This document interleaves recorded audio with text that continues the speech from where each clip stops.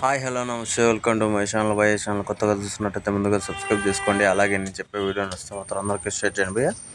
అయితే రోజు మన టాపిక్ వచ్చేసి మన కల్కి సినిమా ఎంత పెద్ద విజయం సాధించిందో అసలు మాటల్లో చెప్పలేదు భయ్య. ఏంటంటే 3 రోజులకి 415 కోట్లని గ్రాస్ని కలెక్ట్ చేసింది. ఇది సామాన్యమైన విషయం అయితే కాదు భయ్య ఏ సినిమాకి. అయితే ఈ క్రాస్ చూసిన తర్వాత నాకు ఒక్కరే గుర్తొచ్చారు, వేణుస్వామి. అయితే సినిమా ఇంత బ్లాక్ బస్టర్ అయితే ఆసామ్ ఎందుకు గుర్తొచ్చారా అని మీరు అనుకోవచ్చు.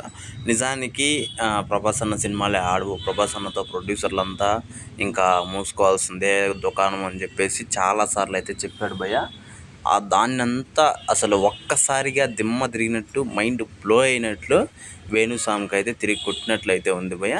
నిజానికి 413 కోట్లు ఇది చాలా పెద్దది అనే చెప్పాలి 3 రోజుల్లో.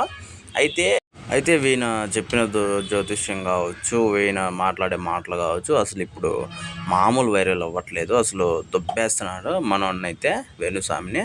అలాగే మనకు ఇంతకుముందు జగనన్న గెలుసా అని కూడా చెప్పినప్పుడు అప్పుడు కూడా బాగా వేసుకున్నారు అన్నని. అయితే మ్యాటర్ ఏంటి అంటే మనోడికి ఎంత కొవ్వు ఉందో ఈ సినిమా అంత కొవ్వుని తిరిగి ఇచ్చిందనే చెప్పాలి వాడికి.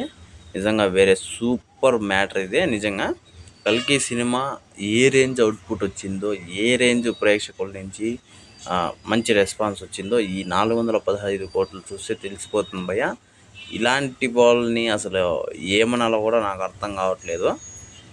అంతేకాకుండా అసలు ఇంకా ప్రభాస్ అన్న సినిమాలే ఆపేయాలి, ఇంకా ప్రభాస్ అన్న సినిమాలు చేసిన వేస్టే, అసలు ప్రొడ్యూసర్లు మొత్తానికే ప్రభాస్ అన్నతో చేస్తే కింద పడిపోతారు అని చెప్పేసి చాలా వార్తలు అయితే వచ్చాయి. వీణ కూడా డైరెక్ట్గానే చెప్పాడు భయ్య ఇంటర్వ్యూలో, చాలా ఇంటర్వ్యూల్లో. మనోడు ఫేమస్ అవ్వడం కోసమో తెలీదు, లేకపోతే ఈ తిక్కలోడుకో మెంట్లోడో తెలియదు భయ్య.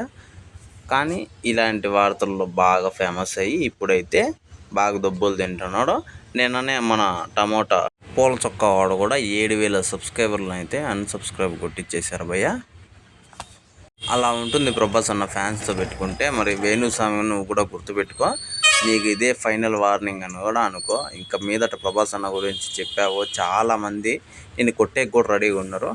సరే, ఇంకా నీ మాటలు ఇంకా పనికిరానివి తీసేస్తే చెప్పలేం, కానీ నువ్వైతే గుర్తుపెట్టుకో. అయితే ఈ విషయం మీద మీరేమనుకుంటున్నారో కింద కామెంట్లో తెలియజేయండి. మర్చిపోకుండా తప్పకుండా దయచేసి